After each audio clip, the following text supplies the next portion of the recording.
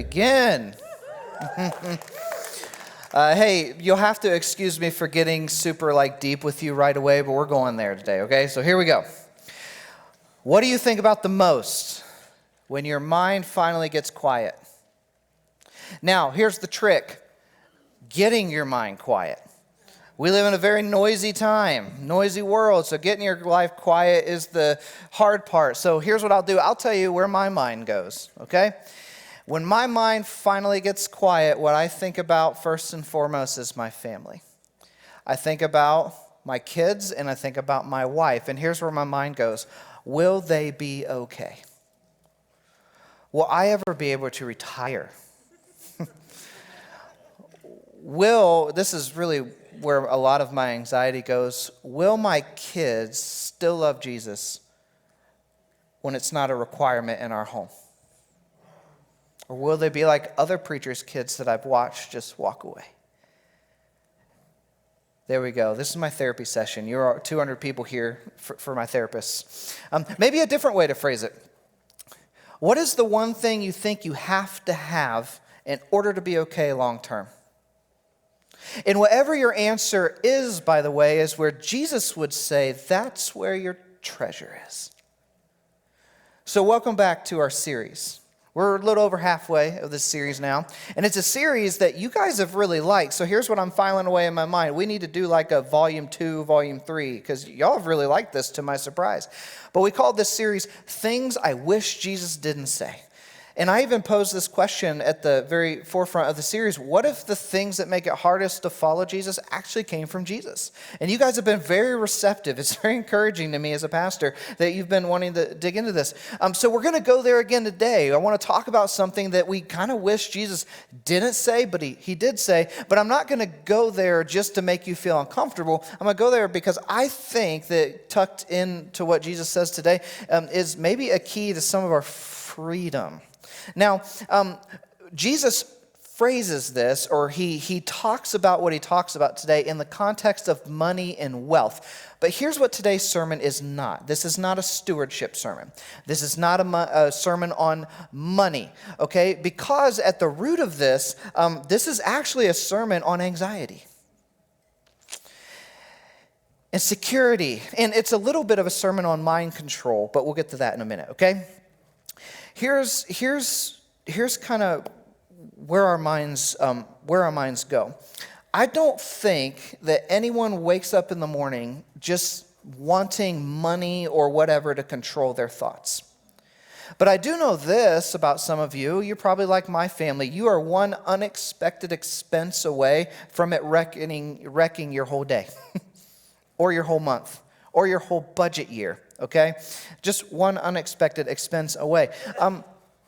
Normally, when we think about money or wealth, it's like a relationship with security. So that's what I want to ask you. What is your relationship to security? Not so much money or wealth, that probably is it for some of you, but what's your relationship to security? What do you think you need to be secure, and how much of that is enough? And here's a question. How do you make sure that what you care about the most is what's best for you long term? A lot of things to chew on before we jump into the text. But we're going to talk about today has to do with where our priorities are. And honestly, it kind of is the reason why more never seems to be enough. More money, more time, just never seems to be enough. So this teaching where Jesus talks about treasure and where our treasure really is, it's tucked right inside of his most famous teaching. This isn't the only thing he taught, but he did teach this often. It was like a keynote speech that if we were to have him here at KCC, he would have probably preached this sermon, okay? And it was the Sermon on the Mount. It was first preached to just the 12, and then it just kind of caught on. So he repeated this sermon often. And tucked inside the Sermon on the Mount, towards kind of the beginning, he starts talking about anxiety, but he never actually mentions anxiety. He talks about all the things that cause anxiety. That's what I love about Jesus, by the way. He goes to the cause of things. But this is really interesting because he frames it all in the context of wealth. And I think if he were here today, because he knows that I like rhymes, he would start out by telling you, priority drift always equals a heart shift. I think that's what he'd tell you right off the bat. Anytime your priority drifts, your heart shifts. It shifts direction, it shifts loyalty. But here's actually what he really said in Matthew chapter 6. He starts off telling them, do not store up for yourselves treasures on earth, where moths and vermin destroy and where thieves break in and steal, but store up for yourselves treasures in heaven, where moths and vermin do not destroy and where thieves do not break in and steal. For where your treasure is, there your heart will be also. What Jesus is addressing, I think more of a modern term today, is the scarcity mindset. You know what I'm talking about? We just never seem to have enough. It's like our mind plays, or our hearts plays these dirty little tricks on us. That's always like we got to have more. Or we're always afraid that we're going to not have enough. Not enough money, not enough time, not enough romance, whatever it is. It's like the scarcity mindset. And Jesus goes after that here. For them, it was money for sure. But when I was preparing this sermon, again, I prepare way in advance, but several weeks ago when I was writing this, there was one just illustration that kept coming to my mind. And it was a personal one, something that I witnessed. So as we move through this text, I want to take you back to my years as a Bible college student, okay? So in Bible college, at least the one that I was at, it was really interesting. People, like the college that I went to was founded for one purpose, to raise up pastors, to teach pastors. Their whole point, tucked in the hills of East Tennessee, was to make it affordable for men and women who wanted to fulfill the Great Commission. That was literally the purpose statement, to make it affordable for those wanting to fulfill the Great Commission. So students, it's kind of a weird thing, right, to go to school to be a pastor. Some of you even think that Kenny and I have other jobs. This is it, man. This is what we do. So we go to school for this kind of thing. So you start freshman orientation, and all these other freshmen were just so excited to fulfill the Great Commission. And then the school puts something else on the table at freshman orientation that all of a sudden the priority drifts. Do you know what it is? Marriage. I wish I was making this up, but you're never going to let your kids go to Bible college. I hope you do, because this isn't everywhere. But it was at my school. During freshman orientation, they told the guys, they said, guys, you see all the cute single girls around? By the end of freshman year, there will be like 10% of them left, so choose quickly. And then they told the women, they told these young women, hey, you're also here to get a double major, whatever you're majoring in, and then your MRS degree. Yeah, I know. That would not go well today, so I wonder if they still say that. But they said, one of the things that you should do is get married. They phrased it that way, and I wish I was making this up. But what happened was all of a sudden these kids starting to want to fulfill the Great Commission, they all of a sudden started feeling anxious that if they weren't engaged by the end of freshman year, were they even in Bible college? Were they even going to succeed? And I literally saw, there was a couple I knew. They weren't really friends. They were a little weird. But there was this couple that I knew that they met that day. And before their first pop quiz, they were married 2 weeks later. They met that day. And guess where they slept? On a twin bed. I wish I was making this up. But they kind of drifted. Like all of a sudden, it's like this just became the coveted thing to get. So I ask you again, where does your mind go when it's finally quiet? Where would you say, or rather where would Jesus say your heart's treasure is? Because where your treasure is, there your heart is, right? Where is it? Here's what I'll tell you. You don't drift randomly away from God. You drift towards what your heart treasures. Joel said this a couple of sermons ago, and I really like this, so I steal this often, so thanks, Joel, wherever you are. But he said, if you ever find yourself far from God, guess who moved? You. So I would encourage us to maybe reevaluate where those priorities are. So God talks about the heart, or Jesus talks about the heart, but you'll notice he does something really interesting in this passage. This is just a third of it. He has 2/3 to go. He then transitions into how we see. He talks about the heart, and he's like, well, your heart is set on what you see. Here's what he says about the eye. The eye is the lamp of the body. If your eyes are healthy, your whole body will be full of light. But if your eyes are unhealthy, your whole body will be full of darkness. And then here's these fun sayings that he says. If then the light within you is darkness, how does that even happen? How great is that darkness? How you see shapes how you live. He was telling them, guys, you 12, you might even be sincere in what you're doing and think that it's what I would have you do, but you might be wrong. You might think you're showing the light, but it is darkness. Because what you set your sights on is where your life follows. It is so important to have your priorities straight, because what you magnify, you guys remember I said this 3 years ago? Let's see if you were paying attention, because everyone remembers what I said 3 years ago. What you magnify, you get more of. Don't magnify the wrong. And he's saying you could even magnify the wrong thing and not even know it. And here's the hard part, because this is where the eyes play tricks on us. They might not even be sinful things, but they take you away from the priority of Jesus. So back to college, okay? This MRS degree, I remember as clear as day my freshman year. This became like this big deal. And if you didn't get engaged, did you even go to Bible college? It's interesting, though, to note this, and this will shock you. It still shocks me. I don't know why they didn't lead with this, by the way, at freshman orientation. I should write the dean and be like, hey, man. They told us second semester, they said, by the way, at Bible colleges across our nation, the divorce rate, 51%. How does that even happen? Like, if you get married at Bible college, you're both wanting to serve Jesus, it's magically going to work out, right? Just like if you meet in church, it works out, right? You all know better than to answer that, don't you? It was so interesting because it's like they weren't necessarily doing anything wrong. It wasn't a sin to want to get married. But it's like that's what they thought the end goal was. And I watched my classmates, and this really bothered me. Like, I almost like secretly, this sounds weird to hear a pastor say this, I almost secretly wish our girls don't go to Bible college, because I'm like afraid this will happen to them. But it's like they set their sights on getting married. That was the end. They just thought having a Christ-centered marriage would happen just because they were in Bible college. How often have you brought your kids or your spouse to church thinking it would fix them? I'll just leave that one hang there for a minute. When was the last time that you reevaluated the way that you see things?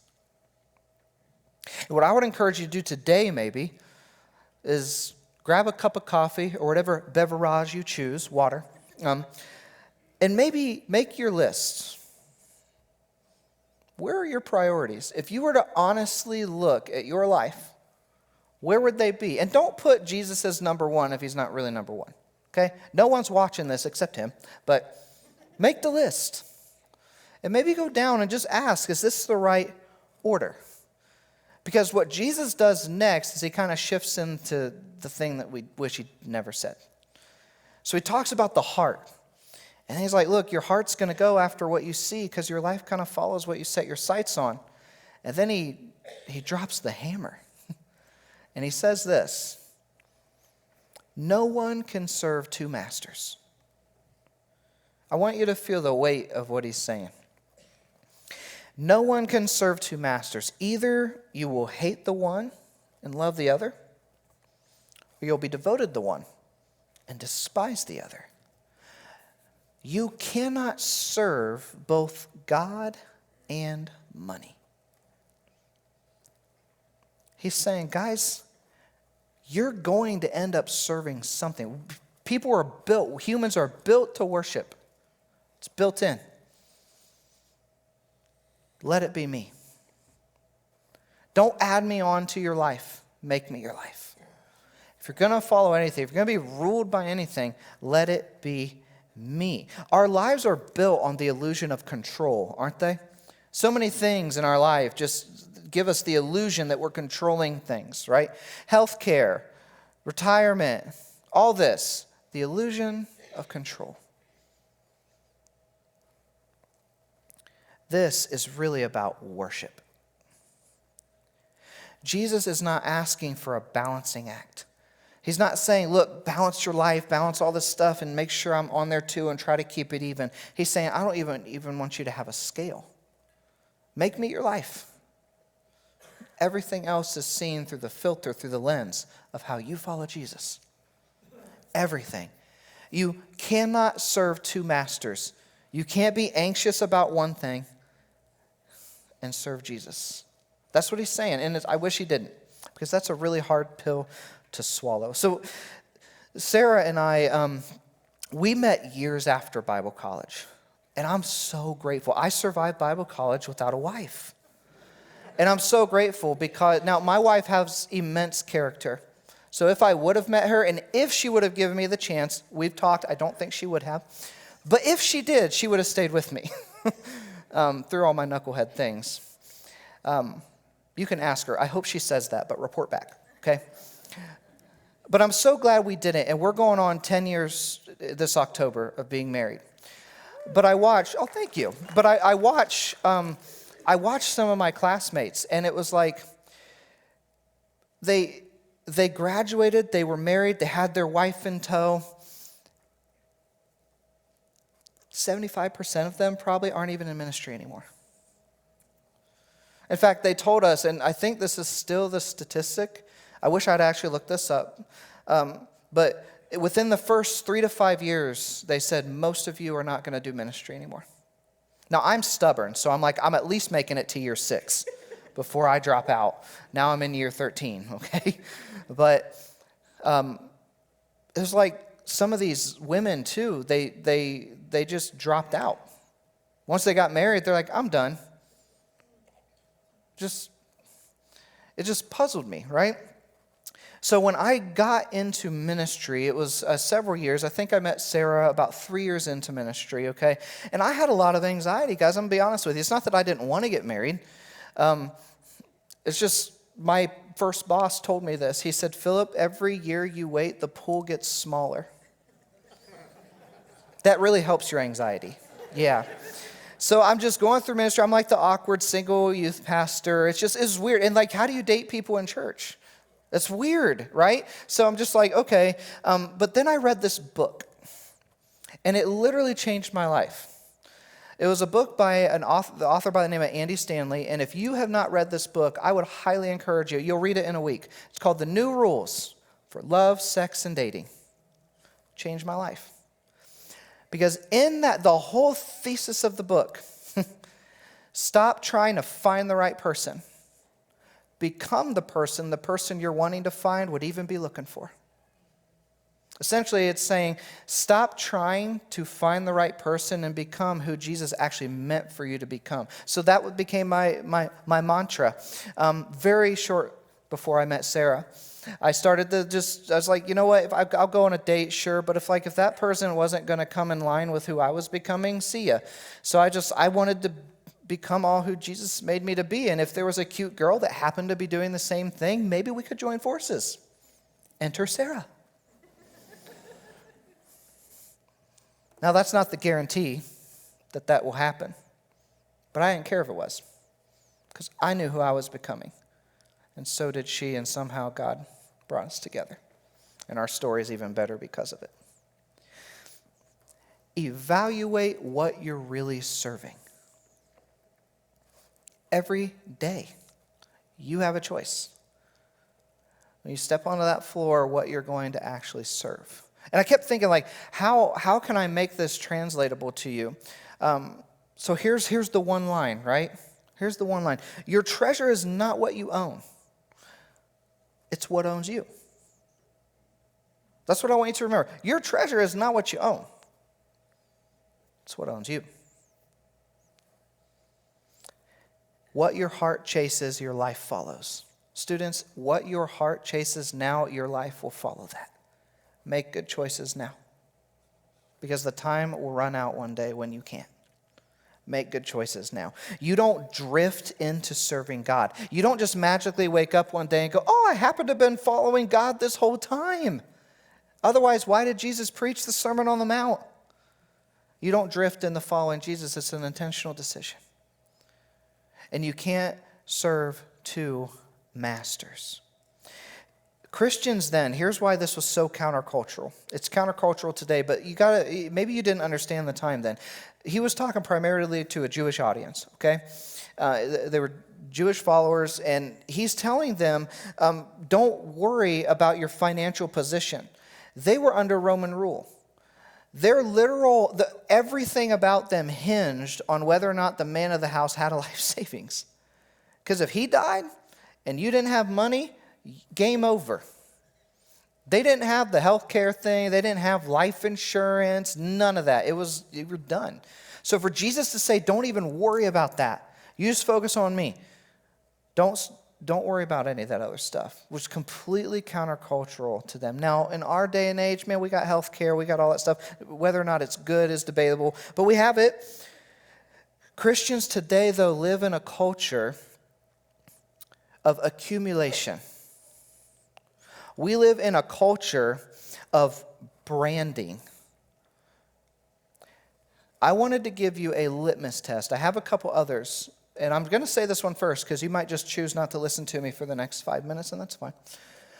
But I'm going to tell you how you can actually figure out what it is you really serve, what your master really is. There's a litmus test.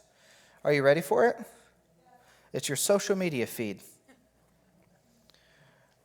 Listen, it's true. I did this test on myself this week. When you go into my social media, okay, I told you at the beginning where my mind goes is my family. What do you think's 90% of what I post?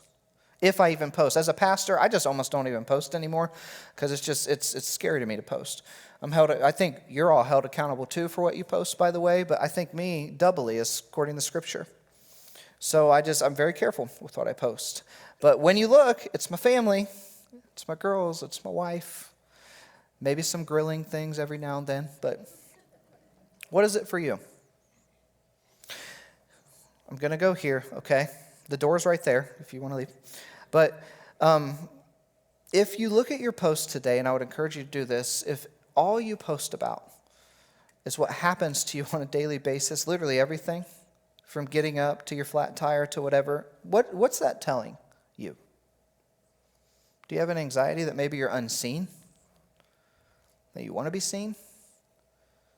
Now, here's the real one where most of us are, right? If you look at your social media feed and there's more posts on there about a political position than Jesus, what's that tell you? It tells you that your anxiety lies in who's running our nation. Because you know this thing's fragile, man. Be over like that. And it makes you anxious. And here's the thing, Christians, and I haven't talked about this in a while because I think I was kind of beating this up, but I want to bring it back. The unbelieving world is watching what you post. And they're gauging whether or not this is even worth it based off of what you hit post to or repost to. So choose wisely. Choose wisely. Teenagers, you too. Now, maybe for you it's money. Maybe for you it's money. So here's a question for you. What do my habits reveal about my treasure? And here's one that I liked. Am I using my money for God, or am I using God language to justify my love of money? Maybe for you it's not really money that causes your anxiety. Maybe it's romance. Maybe if you're a teenager, maybe it's being alone. I think a lot of teenagers actually struggle with this whole relationship thing. So here's my question for you. What have I been trained to admire in romance? What does my mind train me to do? What the shows that we all watch that we think are really great that just completely degrade the female body, what's that train us about romance? Is that God's best? What are we going to do about that? What are we going to do about that? Are you guys ready for the heavy to stop? Jesus keeps going, man. He keeps going, and we're going to go again there next week. But here's what I want to do in the meantime. You guys just saw a baptism. There are people, and we've seen a lot of them lately, from students to people who have walked with Jesus, they've just never done that, who have decided they want to be baptized. So here's my question. What would it take for you to pursue the right kind of security that's not going to derail your life? That's not just going to demand more and more from you. Do you want a security that transcends how many followers you have, that transcends who's running the nation? Do you want a security that goes deeper than just how much money you'll get when you retire? If that is you, we have a prayer team that comes up here every week at the end of my messages. And they're here to pray for you, and they're here to walk you straight into that baptistry, to give your life to Jesus. But I only want you to do it if you're actually ready to stop serving two masters and to just follow him. So the invitation is open.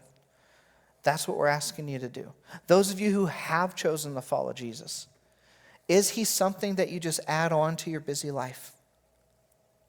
Or is he what dictates everything that you do? Not a guilt trip. We got enough of that going on. This is just a priority check. Because when our priority drifts, what happens? Our heart shifts. And I don't want yours to shift to where you find yourself years down the road not ever having followed Jesus in the first place.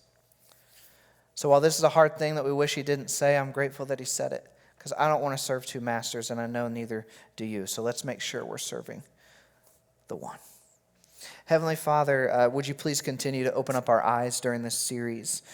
Thank you for the hard teachings, God. Thank you that we live in a culture and we're part of a church that we like to lighten things up a bit with a fun game and things like that. But ultimately, God, it comes down to you're asking us to make a choice. You're asking us to follow you. You didn't ask for believers, you asked for followers. So may we be followers. I pray that those who have already made that choice, God, that they would be encouraged and emboldened. That our sermons here, that the things we teach them would equip them, would be practical for them. I pray that those who are far from you, God, would feel a tug on their heart to follow you. And that they would find this practical and helpful too, but more that they would find a connection with you through what we do here on a Sunday morning and the Christians that they interact with out into the world. Thank you, Father, for pushing us. We need push today. Don't let us be lazy. Don't let us be complacent. Let us be bold. And let us be people that actually fulfill the Great Commission and grow your kingdom. It's in your name we pray. Amen. And if you haven't checked out on the service yet, we've got week 4, the final one next week. Bring a friend to come sit with you. We'll see you then.